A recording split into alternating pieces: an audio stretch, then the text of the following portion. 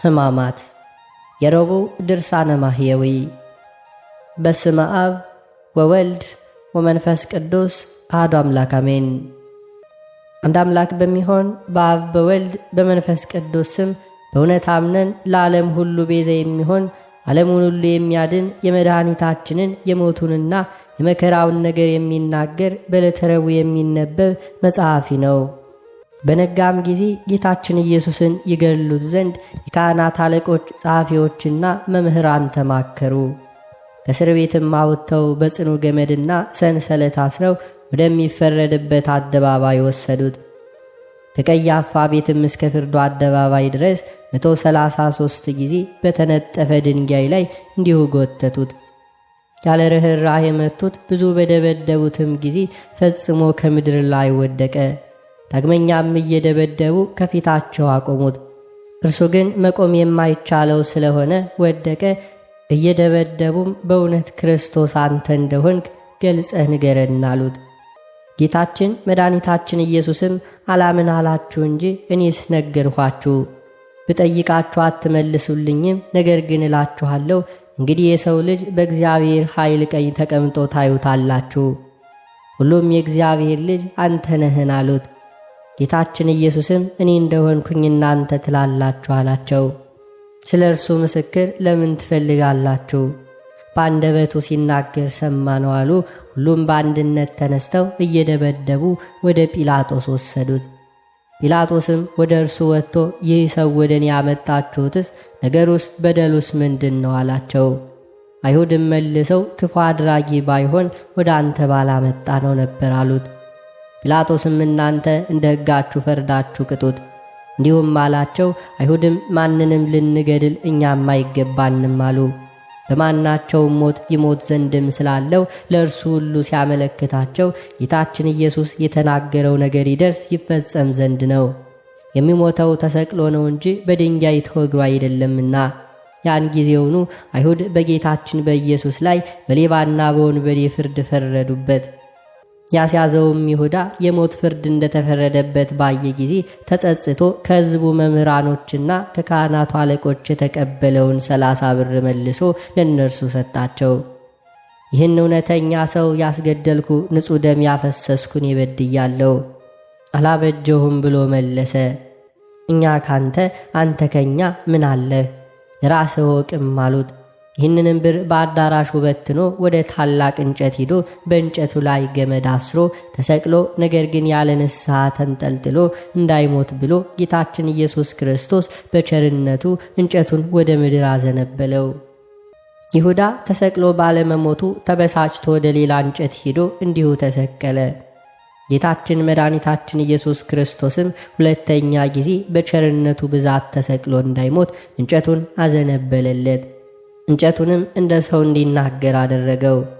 እንጨቱም እንደ ሰው ተናግሮ እንደ ወንድምህ እንደ ጴጥሮስ ስለ ኃጢአትህ ንስሐ ገብተህ አልቅስ አለው። ጴጥሮስም ይቅር እንዳለው አንተንንም ኃጢአትህን ይቅር ይልሃልና። እምቢ ብሎ በብዙ ፀሐይና መከራ ሳይሞት በሦስተኛው እንጨት ተሰቅሎ አለ። በሰርክ ጊዜ በጌታችን በኢየሱስ ፈቃድ እንጨቱ ወደ ምድር ጣለው። በመከራውም 40 ቀን ተቀምጦ ንስሐ ሳይገባ በክፉ ሞት እንዲሁ ሞተ። ወደ ምድርም ወድቆ ጎኑ ተቀዶ አንጀቱ ወጥቷልና። የካህናቱ አለቆች ብሩን ተቀብለው ወደ ቤተ መቅደስ ልናስገባው አይገባም፣ የደም ዋጋ ነውና፣ እንዲህም ብለው ተማክረው በጌታችን በኢየሱስ ክርስቶስ ዕውቀት ለመጻተኛው መቃብር ይሁን ብለው የአንጥረኛውን ቦታ ገዙበት። ጌታችን ኢየሱስ ለድሆችና ለእንግዶች በሕይወታቸው በሞታቸው አለኝታ ነውና ይህም ቦታ እስከ ዛሬ ድረስ የደም ቦታ ሲባል ይኖራል። የእስራኤል ልጆች የተስማሙበት ክብር የሆነ የጌታችን ዋጋ 30 ብርን ተቀብሎ ነቢዩ ኤርምያስ የተናገረው ያን ጊዜ ተፈጸመ። ለአንጥረኛ ቦታ ሰጡት በማለት እግዚአብሔር እንዳዘዘኝ እናገራለሁ ያለው እንዲሁ ደረሰ። አይሁድ ጌታችን ኢየሱስን ጲላጦስ ወዳለበት ቦታ ወሰዱት። እንዲሁም ሲገባ አይተው ከዚያ ቦታ ቆሞ የነበሩ ወታደሮች ሰገዱለት። አይሁድ ግን ጦሮቹን ስለሰገዱለት ተቆጡ። ወደ ጲላጦስ ዘንድም ገብተው በከንቱ ሐሜታቸውን ማሙት። ጲላጦስም የመስገዳቸውን ነገር ይረዳ ዘንድ 6 ጦሮች ወዳሉበት ቦታ ጌታችን ኢየሱስን ወሰዱት ብሎ አዘዘ። ጦሮችም በኃይላቸው እየሳቧቸው ሳለ ጌታችን መድኃኒታችን ኢየሱስ ክርስቶስን ባዩት ጊዜ እንዲሁ ሰገዱለት። አይሁድ ይህንን ታምራት አይተው እንዲህ ያለ መድኃኒተኛ እንዲሁ ሰው አላየንም ብለው ጮኹ። ከዚያም ጲላጦስ ጦሮች ወዳሉበት ቦታ ወጣ። በጲላጦስ ፊት ለጌታችን ለኢየሱስ ክርስቶስ እሊህ ጦሮች 3 ጊዜ ሰገዱለት። ለጌታ እንዳይሰግዱለት ኃይለኞች ሰዎች በገመድ እንዲሁ ሲስቧቸው ከማፈራቸውም ብዛት የተነሳ እንደ አስማተኞች እንደ ኢያኔስ እንደ ኢያን በሬ አስማተኛ ነው አሉ። ከማፈራቸው ብዛት የተነሳ ከጲላጦስ ፊት ወስደው አቁመው ጌታችን ኢየሱስን አጣሉት፣ እንዲሁ አካሰሱት። ለቄሳር ግብር እንዳይሰጡ ሕዝቡን ሲያስከዳቸውና ሲከለክላቸው አገኘ ነው እያሉ እርሱም የእስራኤል ንጉሥ ነኝ ይላል፣ የእግዚአብሔርን ለእግዚአብሔር አድርጉ፣ የቄሳርን ለቄሳር ስጡ እንዳላቸው በኋላም ሐሰተኞች ሆነዋልና። እርሱም ስለ ትሕትናው ግብሩን ከሰጣቸው በኋላ ጲላጦስ የአይሁድ ንጉሥ አንተ ነህ ብሎ እንዲሁ ጠየቀው። ጌታችን መድኃኒታችን ኢየሱስ ክርስቶስም መልሶ እኔ ንጉሥ እንደሆንኩኝ አንተ ትላለህ አለው። ይህ ሰው ሰንበትን የማያከብር የእግዚአብሔር ወገን ያይደለ ነው እያሉ ያጣሉትም ያካስሱትም አሉ። በሰንበት ድውያንን አዳነ፣ የዕውራንን ዓይን አበራ፣ የሞቱትንም ሰዎች በሰንበት ቀን አስነሳ። በሥራው ሁሉ ሰንበትን ሻሪ ነው። እንዲህም ሲያጣሉት ሲያካስሱት፣ እርሱ ግን ምንም አልመለሰላቸውም። ዳግመኛ ጲላጦስን ይህን ያክል ሲያጣሉ እንዲሁም ሲያካስሱ አትሰማቸውምን? እንዲሁም አለ። ጌታችን መድኃኒታችን ኢየሱስ ክርስቶስም ሹሙ ፈጽሞ እስኪያደንቀው ድረስ አንዲት ቃልስ እንኳን አልመለሰም። በሰንበት ታምር የሚያደርግ ጌታ ግን አባቱ በሰንበት ታምር እንዲያደርግ እርሱ በሰንበት የታመሙትን በእውነት አዳናቸው። የዕውሮችንም ዓይን በሰንበት አበራላቸው፣ የሞቱትንም በሰንበት ቀን አስነሳቸው። በአዳራሽ ውስጥም እጁ የደረቀች አንድ ሰው አገኘ። አይሁድ ግን ያጣሉትና ያካስሱት ዘንድ በሰንበት ያድነው እንደሆነ ብለው ይጠባበቁ ነበር። ጌታችን መድኃኒታችን ኢየሱስ ክርስቶስም ይህንን እጁ የደረቀችውን ሰው ተነስተ በመካከላቸው ቁም አለው።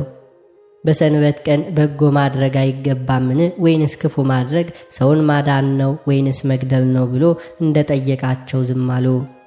ጌታችን መድኃኒታችን ኢየሱስ ክርስቶስም በዓይኑ አይቶ እጅህን ዘርጋ አለው። እጁንም ዘረጋ፣ ድና እንደ ሁለተኛ አይቶ ሆነችለት። ፈሪሳውያንም ከዚህ ወጥተው ጌታችን ኢየሱስን ይገሉት ዘንድ ከሄሮድስ ሰዎች ጋር ተማከሩ። ጌታችን መድኃኒታችን ኢየሱስ ክርስቶስም ከደቀ መዛሙርቱ ጋር ወደ ባሕሩ ወደብ ሄደ። ያደረገውንም ታምራት ሰምተው ብዙ ሰዎች እርሱን ተከተሉት። የታመሙትን ሰዎች ሁሉ አዳናቸው። ነገር ግን እንዳትገልጹ ብሎ አስጠነቀቃቸው። አይሁድ ግን ሰንበት ሻሪ ነው አሉት። ከወደፊቱ ሆዱ ያበጠ አንድ ሰው ነበር። ጌታችን ኢየሱስም ጸሐፍት ፈሪሳውያንን በሰንበት ቀን ማዳን ይገባል ወይንስ አይገባም አላቸው። እነርሱ ግን ዝም አሉ። ጌታችን መድኃኒታችን ኢየሱስም ይህንን ሆዱ ያበጠውን ሰው እንዲሁ ይዞ በሰንበት አድኖ ሰደደው። አይሁድ ግን ሰንበት ሻሪ ያደረጉት። 18 ዓመት ጋኔን ይዞት የሚጥላት አንዲት ሴት ነበረችና እርሷም ጎባጣ ነበረች፣ ፈጽሞም መቆም አትችልም። ጌታችን መድኃኒታችን ኢየሱስን ባያት ጊዜ አንቺ ሴት ከደዌሽ ድነሻል ብሎ በእጁም ዳሰሳት። ድናም በሰንበት ቀን ሄደች፣ እግዚአብሔርንም አመሰገነች። አይሁድ ግን እርሱን ሰንበት ሻሪ ነው አሉት። ጌታችን መድኃኒታችን ኢየሱስ ክርስቶስም በሰንበት ቀን ከዚያ ሲያልፍ ዕውር ሆኖ የተወለደ ሰውን አገኘ። ደቀ መዛሙርቱም መምህር ሆይ ይህ ሰው ዕውር ሆኖ የተወለደው በራሱ ኃጢአት ነውን ወይንስ በዘመዶቹ ብለው ጠየቁት። ጌታችን መድኃኒታችን ኢየሱስ ክርስቶስም የእግዚአብሔር ሥራ በእርሱ ላይ ይገለጥ ዘንድ ነው እንጂ ዘመዶቹም እርሱም አልበደሉም አላቸው። ነገር ግን ብርሃን ሳለ የአባቴን ሥራ ሁሉ ሠራ ዘንድ እኔ ይገባኛል አላቸው። አንድ ሰውስ እንኳን ሥራ ሊሠራበት የማይቻለው ሌሊት ይመጣልና በዚህ ዓለም ሳለው የዓለም ብርሃን እኔ ነኝ። ይህንን ካለ በኋላ በምራቁ አፈር ለውሶ ዓይኑን ቀብቶ ሄደ። በፈሳሽ ውሃም ታጠባለው። ሄዶም ታጠበ፣ እያየ ተመለሰ። አይሁድ ግን ሰንበት ሻሪ ያደረጉት። ጌታችን መድኃኒታችን ኢየሱስ ክርስቶስ በሰንበት ወደ አልዓዛር መቃብር እያለቀሰ ሄደና ከመቃብሩም አፍ ያለውን ደንጋይ እንዲሁ አንሱ አላቸው። የሞተውም ሰው እህት ጌታዬ ሆይ ዛሬ 4ኛ ቀኑ ነውና ፈጽሞ ሸቷል አለችው። ጌታችን መድኃኒታችን ኢየሱስ ክርስቶስ ግን ብታምኚስ የእግዚአብሔር ታምራቱን ጌትነቱን ታያለሽ፣ እንዲሁ አላልኩሽምን? ድንጋዩ ከመቃብሩ ላይ ይነሳ። ጌታችን መድኃኒታችን ኢየሱስም ዓይኖቹን ወደ ሰማይ አቅንቶ አባት ሆይ ልመናዬን ሰምተኛልና አመሰግንሃለሁ፣ ዘወትርም እንደምትሰማኝ አውቃለሁ አለ። እሊህም የቆሙት ሰዎች አንተ እንደላከኝ ያምኑ ዘንድ እንዲህ አልኩህ እንጂ ይህን ካለ በኋላ አልዓዛር አልዓዛር ና ወደ ውጭ ውጣ ብሎ በታላቅ ቃል አሰምቶ ተናገረ። ይኸው የሞተው ሰው እጁም እግሩም ታስሮ እንደተገነዘ ፊቱም በልብስ እንደተጠቀለለ ከመቃብር ውስጥም ወጣ። ጌታችን መግነዙን ፈታችሁ ተዉት ሂዱ አላቸው። ሄደውም እንዲሁ ሙታንን የሚያነሳ የሙታንን ነገር የሚያድን አምላክ ከጲላጦስ ፊት አቆሙት። እንዲሁ አጣሉት፣ አካሰሱት። እንዲህም ካጣሉትና ካካሰሱት በኋላ ሕዝቡንና ሊቃነ ካህናቱን በዚህ ሰው ላይ ያገኘሁት በደል የለም አላቸው። ከገሊላ ጀምሮ እስከዚያም ድረስ በይሁዳ አውራጃ እያስተማረ ሕዝቡን ያውካል እያሉ ሁሉ ጮኹ። ጲላጦስም ገሊላ ሲሉ ሰምቶ የገሊላ ሰው እንደሆነ ብሎ የገሊላ ሰዎችን ጠየቀ። ከሄሮድስ ግዛት እንደሆነ አውቆ ያን ጊዜ ሄሮድስ በኢየሩሳሌም ሳለ ወደ ሄሮድስ ላከው። በላከውም ጊዜ ጌታችን መድኃኒታችን ኢየሱስ ክርስቶስ ከመገዛት ነፃ ሲሆን በትሕትናም ሄደ። እርሱ የምድራውያንና የሰማያውያን ገዥ ሲሆን የምድራውያን የሰማያውያን ጌቶች ጌታ ሲሆን የሰማያዊው ንጉሥ ልጅ ሲሆን እርሱ የምድርና የሰማይ ንጉሥ ሲሆን በደቀ መዝሙሩ በጴጥሮስ እጅ ከዓሣ ሆድ ወርቅ አውጥቶ ግብር የሚቀበሉ ሰዎችን ግብር በትሕትና ሰጠ።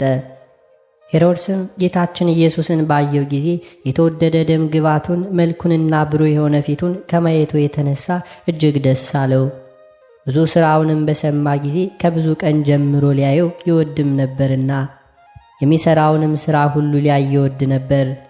ብዙ ነገርንም መረመረው፣ እንዲሁም ጠየቀው። ጌታችን ኢየሱስ ግን ምንም ቃል አልመለሰለትም።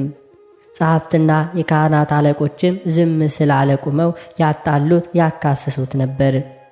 ሄሮድስና ብላቴኖቹ ክፉ ነውሳ እያሉ በዘበቱበት ጊዜ ጌታችን ኢየሱስም ሄሮድስ እንዳዘዛቸው ብዙ ገረፉት። ሥጋው እየተቆራረጠ ደሙም እንደ ውሃ ወደ ምድር ፈሰሰ። ሄሮድስም ጌታችን ኢየሱስን አቃለው በመግረፍ ያዘነ የተከዘም ሆነ። ጌታችን ኢየሱስም ቀይ ልብስ አለበሱት። ይህ ሰው ሞት ይገባዋል ብሎ ወደ ጲላጦስ ላከው። ጠላቱ ስለሆነ ከቀድሞ ጀምሮ ሊገድለው ይወድ ነበርና። ፈሪሳውያን እንደነገሩትም ሄሮድስ ሊገድለው ይፈልግ ነበርና ከዚህ ሂድ ብለው ነገሩት። ጌታችን ግን የዚያን ጊዜ እንዳይገድለው ኋላ ግን በጊዜው እንዲሞት አውቆ ይህ ቀበሮ ሄሮድስ ሂዳችሁ እንዲበሉት ብሎ ነገራቸው። እነሆ ጋኔን አወጣለሁ፣ ዛሬም ነገም ሕይወት እሰጣለሁ፣ በሦስተኛውም ቀን ሥራዬን ፈጽሜ እሄዳለሁ በሉ አላቸው። ለመምህር በኢየሩሳሌም እንጂ ከኢየሩሳሌም ውጭ ሊሞት አይገባውምና በዚች በመከራ ቀን የፍርድና የእርቅ ቀንም የይቅርታ ቀንም ኃጢአት የሚሠራበት ቀን ወይንም የሕይወትና የደህንነት ቀን ናትና ከቀድሞ ጀምሮ ጸብ ክርክር የነበራቸው ጲላጦስና ሄሮድስ ያን ጊዜ ተፋቀሩ። ጲላጦስም ከአደባባይ ገብቶ ጌታችን ኢየሱስን ጠርቶ የአይሁድ ንጉሥ አንተ ነህ አለው። ጌታችን ኢየሱስም መልሶ ይህ የምነግረው ከልብ ነውን? ወይንስ ሌሎች ሰዎች ነገሩን እንዲሁ ነገሩህ አለው። ጲላጦስም እኔ አይሁዳዊ ነኝና ወገኖቼ ካህናት አለቆች ወደ እኔ ያመጡሃል አይደለምን? ምን ላድርግም አለው። ጌታችን ኢየሱስም መንግሥቴስ በዚህ ዓለም አይደለችም ብሎ ለእርሱ መለሰለት። መንግሥቴስ በዚህ ዓለም ቢሆን አይሁድ ይዘው ወደ አንተ እንዳመጡኝ እንዲሁ ብላቴኖቼም በተዋጉኝ ነበርና፣ ዛሬስ መንግሥቴ በዚህ ዓለም አይደለችም። ጲላጦስም መሆኑን ንጉሥ ነህን? እንዲህም አለው። ጌታችን ኢየሱስ ክርስቶስም እኔ ንጉሥ እንደሆንኩ አንተ ትላለህ አለው። ስለዚህም ነገር በእውነት ምስክር ሆን ዘንድ በዚህም ዓለም መጥቼ እመሰክር ዘንድ ሰው ሆኜ ተወልጃለሁ። በእውነትም የተገኘ ሁሉ ቃሌን ይሰማኛል። ጲላጦስም እውነቱ ምንድን ነው አለው። ጌቶቼ አብ መንፈስ ቅዱስ ሆይ አደራ አላችኋለሁ። እመቤቴ ማርያም ሆይ አንቺን ማልድሻለሁ። ጌታ ኢየሱስ ክርስቶስ በነፍሱና በሥጋው በተቀበላቸው መከራዎች ሁሉ በመቸንከሩ የሾህ አክሊል ተቀዳጅቶ በመሰቀሉ በመሞቱ ወደ ሲኦል በመውረዱ በጦር በመወጋቱ ጌታችን ኢየሱስ ክርስቶስ በመቀበሩ ኃጢአቴን ሁሉ ይቅር ትሉኝ ዘንድ ከኃጢአቴን ፍዳ ሁሉ ታድኑኝ ዘንድ ለዘላለሙ አሜን። በቅዱስ ወንጌል እንደተነገረ በሰንበት ቀን የተደረገ ታምሪ ነው። ከታመመ 38 ዘመን የሆነው አንድ ሰው ነበረ። ጌታችን ኢየሱስም እርሱን ባልጋ ላይ ተኝቶ ባየው ጊዜ ደዌው እንደ ዘገየበት አውቆ ልትድን ትወዳለህ አለው። ወደሚጠመቁበት የሚያወርደኝ ሰው እንዲሁ የለምና ዘመድም የለኝም እንጂ አሁን ጌታዬ እኔስ ልድን እወዳለሁ አለው። እኔም በመጣው ጊዜ ሌላው ቀድሞኝ ይወርዳል። ጌታችን መድኃኒታችን ኢየሱስም በሰንበት ተነስተህ አልጋን ተሸከምና ሂድ አለው። ይህም ሰው ድኖ አልጋውን ተሸክሞ ሄደ። አይሁድ ግን ጌታን ሰንበት ሻር ያደረጉት። ሊገድሉ ተባብረው የካህናት አለቆች ባንተ ላይ ተማከሩብህ። በሰው ፍቅር ገመድ የተያዝክ ክርስቶስ የቸርነትን ነገር በመናገር አያልቅም፣ የትሕትናንም ምስጢሩ እንዲሁ ቀዋሚ ነው። በነግ ከግዞት ቤት ያወጡ ክርስቶስ ከቀያፋ ቤት ጀምሮ እስከ ፍርድ አደባባይ በተሳለ ድንጋይ ላይ አይሁድ የጎተቱ በዕለቱና በየወሮቹ ጠብቀኝ፣ ቸር እረኛ አንተነ እንደ ምንደኛም አይደለሁምና። ጦሮች በአይሁድ ፊት የመንግሥትህን ገናንነት ይገልጡ ዘንድ በፊትህ የጦሮች ራሶች የሰገዱልህ ክርስቶስ ወደ ጲላጦስ ቦታ ባገቡ ጊዜ አቤቱ አንድ ሳይቀር ዕዳዬን ሁሉ አጥፋ፣ ቁጥሩም ፍጹም ብዙ ነውና። ለማጣላት በጲላጦስ ፊት ያቆምህ የእናት ዘመዶች በመፈራረቅ የሰደቡ ልማድህ ኃጢአት ማስተስረይ የሆነ ክርስቶስ በገብርና በሐልዮ ብበድል እኔን የባሪያህን ኃጢአት አታስብ። ሊቃነ መላእክት በፍርሃት በፊት ሲቆሙ እንደ ባሪያ በጲላጦስ ፊት የቆምክ እኔ ባሪያ የዚህን የግፍ ልክ ባሰብኩ ጊዜ ክርስቶስ ትሕትና እጹብ ነው፣ እጹብ ድንቅ ነው፣ ትዕግሥቱም የሚደንቅ ነው አልኩ። እውነተኛ ሰው ስትሆን አይሁድ የገደሉ ክርስቶስ እግዚአብሔርን አባት ብታደርግ በንጉሥ ቄሳርን በደል ያጣሉ። በደሌ ከሥጋዬ በአፍ ነውና በደለኛ በሚሆን በሥጋዬ አቤቱ አንተ አስተስርይልኝ። ክርስቶስ ሆይ ሁለቱ የካህናት አለቆች ከመረመሩ በኋላ አይሁድ የንጉሥ ወንጀለኛ ነውና ባሉ ጊዜ ሄሮድስና ጲላጦስ የመረመሩ ከክርስቲያን ወንድሞቼ እኔ ትንሽ ነኝና እኔን ባሪያህን በሦስተኛው ሰማይ ሁሉ አንግሰኝ።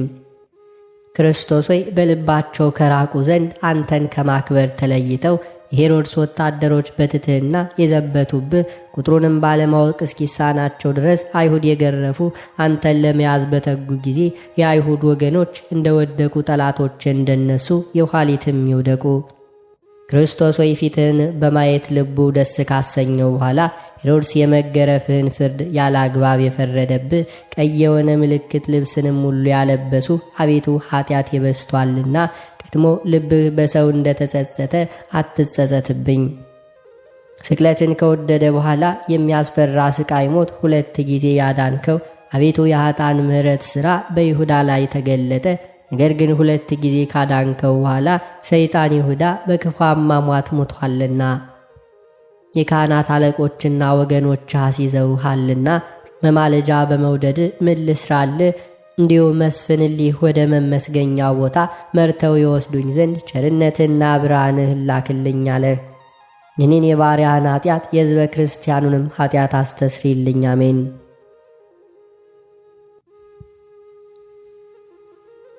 ይህም ረቡዕ ቀን የምክር ቀን በመባል ይታወቃል። በቅዱስ ማቴዎስና በቅዱስ ማርቆስ አመዘጋገብ መሠረት በዕለተ ረቡዕ የሚከተሉት ነገሮች ተፈጽመዋል። አንደኛ፣ የካህናት አለቆች የሕዝቡን ሽማግሌዎችና ጸሐፍት ፈሪሳውያን በጌታችን ላይ ተማክረዋል። ሁለተኛ፣ ጌታችን በስምዖን ዘለምጽ ቤት ሳለ አንዲት የተጸጸተች ሴት ሽቱ ቀብተዋለች። ሦስተኛ፣ ከዳተኛው ይሁዳ ጌታችን ኢየሱስን አሳልፎ ለመስጠት ከጸሐፍት ፈሪሳውያንና ከካህናት አለቆች ዘንድ 30 ብር ለመቀበል ተስማምቷል። የካህናት አለቆችና የሕዝቡ ሹማምንት በጌታችን ላይ ይሙት በቃ ለመወሰን የሰበሰቡት ሸንጎ ሲንሃድሬም ይባላል። በዚህም ሸንጎ ላይ በአብዛኛው የተሰየሙ ሰዱቃውያን ሲሆኑ ሌሎች ደግሞ ጸሐፍት ፈሪሳውያን ነበሩ። ሸንጎው በአጠቃላይ 72 አባላት የነበሩት ሲሆን የሚመራው በሊቀ ካህናቱ በቀያፋ ነበር። በዕለቱ ጌታችን መድኃኒታችን ኢየሱስ ክርስቶስን እንዴት ይዘው እንደሚገሉት አይሁድ በዚህ ሸንጎ መክረዋል። ከዳተኛው ይሁዳ ጻፍት ፈሪሳውያንና የካህናት አለቆች በጌታችን ላይ የነበራቸውን ጥላቻ ያውቅ ስለነበር ምን ልትሰጡኝ ትወዳላችሁ? እኔም አሳልፌ እሰጣችኋለሁ በማለት ጌታችንን አሳልፎ ሊሰጣቸው እንደሚችል ተስማምቷል። ጌታችን መድኃኒታችን ኢየሱስ ክርስቶስ ያስተምር በነበረበት ወቅት የአስቆሮጡ ይሁዳ ከምዕመናን ለሚገባው ገንዘብ ሰባኪ አቃቢ ነዋይ ነበር። ከሚሰበሰበው ሙዳየ ምጽዋት ለግል ጥቅሙ እየቀጠረ እንዲሁም የማስቀረትም እጅ አመል ነበረበት። ይሁዳ ፍቅረ ነዋይ እንደሚያጠቃው ድብቅ አመሉ ጎልቶ የወጣው ጌታችን በለምጻሙ በስምዖን ቤት ሳለ አንዲት ሴት ዋጋ ውድ የሆነ ሽቱ በቀባችው ጊዜ ነው። በዚያችም ዕለት ይሁዳ የተቃውሞ ድምፅ ካሰሙት አንዱ ነበር።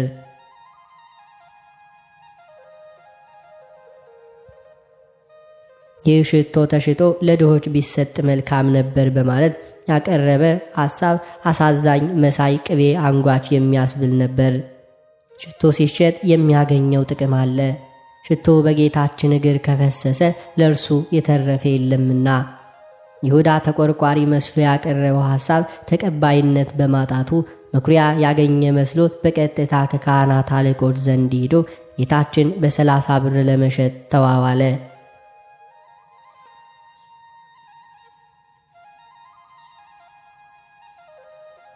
ያስቆሮጡ ይሁዳ ልክ እንደ ሌሎቹ ሐዋርያት ከጌታችን ተምሯል። በረከተ ኅብስቱን ተመግቧል። ልዩ ልዩ ታምራት በጌታችን እጅ ሲደረግ ሁሉ ተመልክቷል። ጌታችንም ከሌሎቹ ሐዋርያት ሳይለየው እግሩን አጥቦታል። ከዳተኛው ይሁዳ ግን ለሐዋርያነት የጠራውን ተንበርክኮ እግሩን ያጠበውን ጌታ ለሞት አሳልፎ ሰጥቷል። የሰው ልጅስ ስለ እርሱ እንደ ተጻፈ ይሄዳል። ነገር ግን የሰው ልጅ አልፎ የሚሰጥበት ቀን ለዚህ ነው ወዮለት ተብሎ እንደ ተጻፈ ሌሎች ሐዋርያት ከጌታችን ዘንድ ፍቅሩን ገንዘቡንም ሲያደርጉ፣ ይሁዳ ግን እርግማንን አተረፈ። ገንዘብ የኃጢአት ስር ነው ተብሎ እንደ ተነገረ የኃጢአት ስር የተባለው ገንዘብ የክርስትናችን ሕይወት ያዳክማልና ምዕመናን እንደ ይሁዳ በገንዘብ ፍቅር እንዳንወድቅ እኛ ልንጠነቀቅ ይገባል። ሰው ይህንን ዓለም ቢያተርፍ ነፍሱን ግን ካጎደለ ምን ይጠቅመዋል ተብሎ የተነገረውን ቃል ልብ ማለት ጠቃሚም ነውና። ክርስቲያንም በማለት የክርስትናን ስም በመያዝ እምነታችን የቆመበትን ዓላማ በመገንዘብ የሚለውጥ ሰዎቹ ዛሬ እንደ ይሁዳ ጌታችንን እየሸጡት እንደ ሆሊም ሊገዙበት ይገባል። ለድሆች መመጽወት ክርስቲያናዊ ግዴታ ነው። ዳሩ ግን በድሆች ስም የሰውንም ገንዘብ ለግል ጥቅም ማዋል እጅግ የከፋ ኃጢአት ነውና። እንደዚህም አይነት ሰዎች ለገንዘብ ብለው ድሆችን ለረሃብ፣ ለችግር፣ ባልንጀራቸውን ለመከራና ለሞት አሳልፈው ሲሰጡ ምንም አይጸጽታቸውም። እውነተኛ ክርስቲያኖች ግን ሕይወታችንን ለገንዘብ ፍቅር ሳይሆን ለእምነታችንና ለባልንጀራችን አሳልፈን መስጠት ይኖርብናል።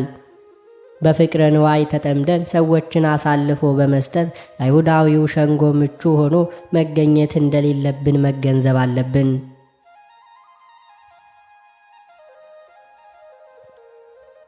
አነሳስቶ ላስጀመረን አስጀምሮ ላስፈጸመን ለጌታችን ለአምላካችን ለመድኃኒታችን ለኢየሱስ ክርስቶስ ክብርና ምስጋና ይገባል፣ ዛሬም ዘወትርም ለዘላለሙ አሜን።